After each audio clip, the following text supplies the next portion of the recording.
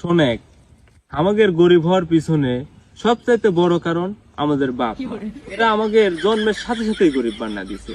এখন জিজ্ঞাসা কর কেন? কিভাবে? এই যে জন্মের পর আমাদের নাম যে রাখছে, এর নামই তো গরিব না, নামেই তো আমরা গরিব হয়ে গেছি। এই যে এর নাম দেখ, আবুল।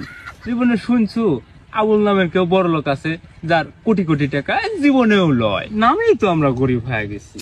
আবার এই যে এর নাম দেখ, তুজাম। এর নাম শুনে মনে হয় ধান কাটতে যাবি। এই জীবনে বড় লোক হইতে পারবি? এর বড় লোক হওয়া সম্ভব? এই আমার নাম দেখ, কাশেম। নাম শুনেই হকার মনে হয়। এ মনে হয় এর কাম হাটে হাটে যা যা মলম বিক্রি করা। এই বাপ মা মনে কর আমাদের নাম থেকে গরিব বানা দিছে।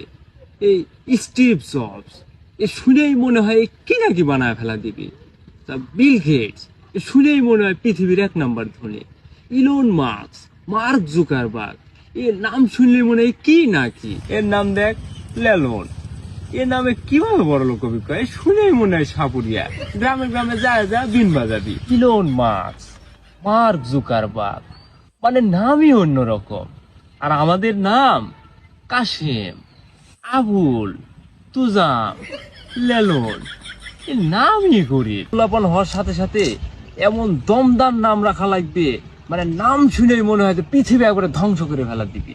আবুল, তুজাম, লেলন, কাশেম, এই মানে শুনেই মনে হয় যে একটা ধান কাটে, একটা সাপুরিয়া, একটা এই হকারি করে, ওই মলম বেচে, এগুলা। এই নাম নিয়ে বড় লোক হওয়া সম্ভব না। নাম পরিবর্তন করা লাগবে, দরকার হলে আন্দোলন করা লাগবে যে আমাদের নাম পরিবর্তন করো।